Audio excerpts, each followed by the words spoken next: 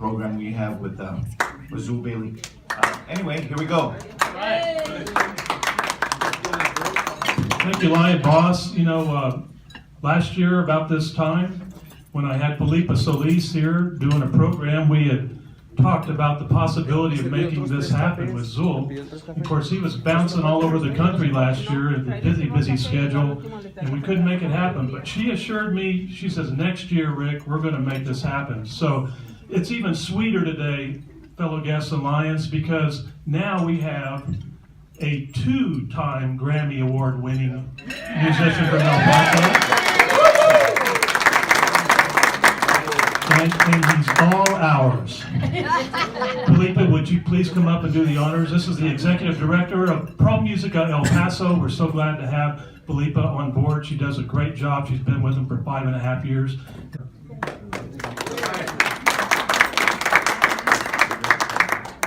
Well, good afternoon, Lions. Good afternoon. It's wonderful to be here again, and indeed, Rick, my word is my bond, because we discussed last time when we had a lively conversation about El Paso Pro Musica, we said Zuill will be in the house next year, and by golly, he is. And what wonderful timing in what Rick said about the very, very special Grammys that he brings back to his home city of El Paso. And I think the most important thing to highlight before I introduce your very special guest, who is also the artistic director of El Paso Pro Musica, a world-renowned cellist, and travels all over the world with his beautiful instrument that you're about to see. I think what's so especially wonderful is the fact that the measure of a man is based on his beliefs and what he feels and what he does and what he brings to others. And as beautiful as the Grammys are, and as wonderful as, and I understand it's not here yet, but as wonderful as that is, Zuill will never change. And Zuill will always be there for every community he serves, and especially the place that he calls home. So I think the most wonderful gift we have is not just a beautiful statuette, but a wonderful human being who makes a difference with his music, his art, and his expression of love for this community. So with that in mind, I introduce to you Zuill Bailey.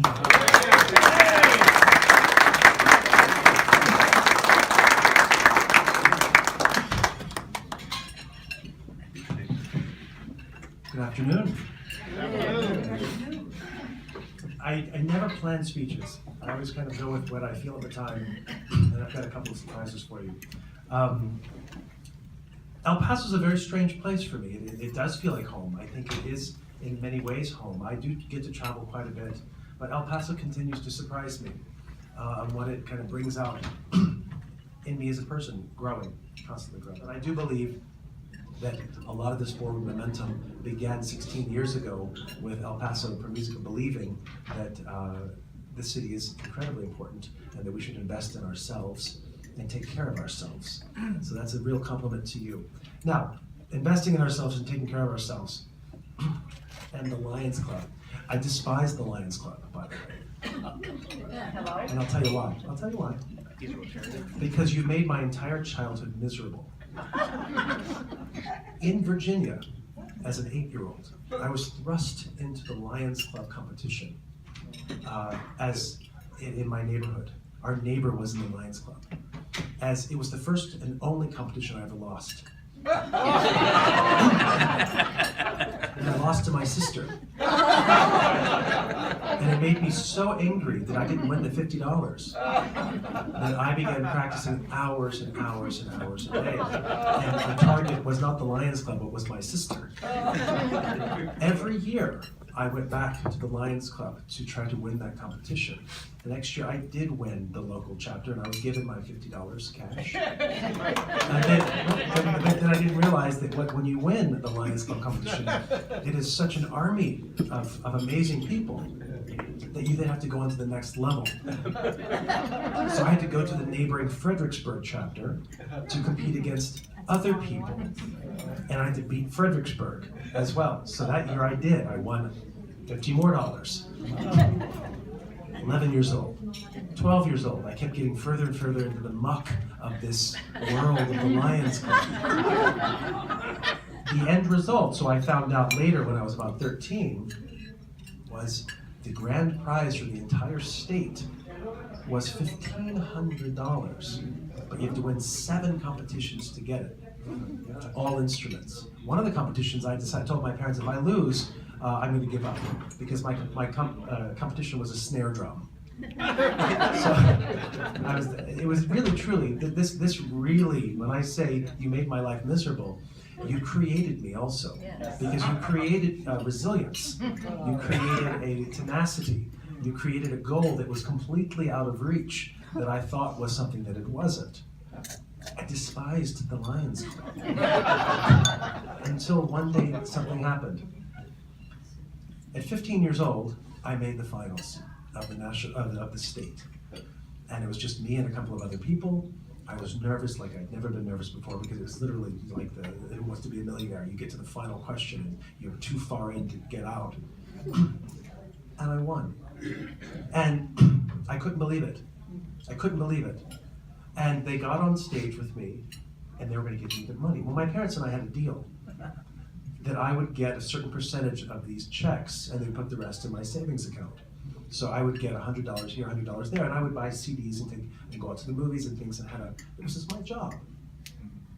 They brought this big check out for $1,500, and they said in front of my parents, and we didn't know this, who do we give this check to? And I looked at my parents, and they looked at me, and they said, because we're going to sponsor your study, this check is not for you. So I was completely disappointed. I mean, sponsor my study? Well, I'm studying already. Okay, so because I had a $1,500 sponsorship by the Lions Club, I was able to contact the teacher at Peabody Conservatory of Music, Stephen Cates, who ended up being my idol, my mentor, my everything, and get 15 lessons at $100 each in 1988 that I would never have been able to get otherwise.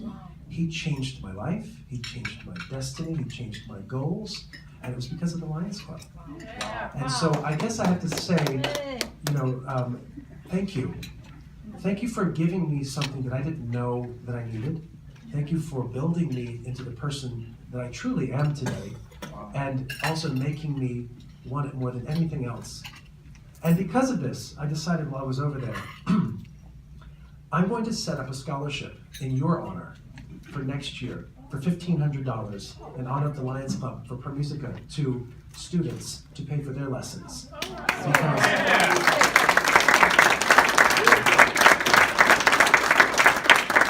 that was a gift that, again, I didn't know would turn into what it did. It was so indirect, but it actually built me. If they'd given me the $1,500, I would have spent $200 of it, would have been in savings, but I would have been stagnant and not pushing forward. And someone in the Lions Club thought forward enough to know that you've got to put the torch in front and have all of us be reaching forward and always running forward. So you're an example to me. I love you. I love the Lions Club. And you will see it next year. It'll be El Paso Pro Musica Fellowship in honor of the Lions Club. And we're going to have an audition. And I'm going to make them go through 8 different levels. And compete against snare drums and everything I can think of to destroy them. But then we'll pay for their lessons. And any teacher that they would like to, that they could maybe not afford. So, the question is. No, I want to say something. I am right now pledging $100 towards the $1,500 that I believe this club will match. Not out of club money, but I'm looking for 14 other members. There's one. I'll bet we might even get them before we leave here today.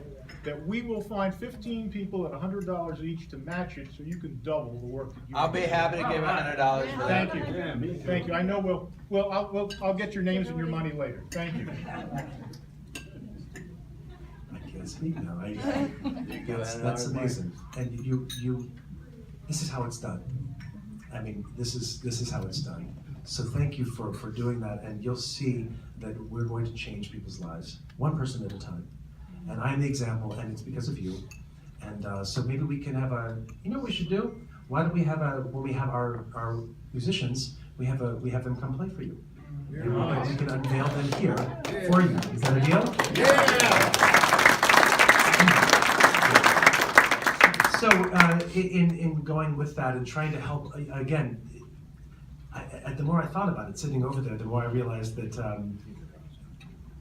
working for something created a work ethic.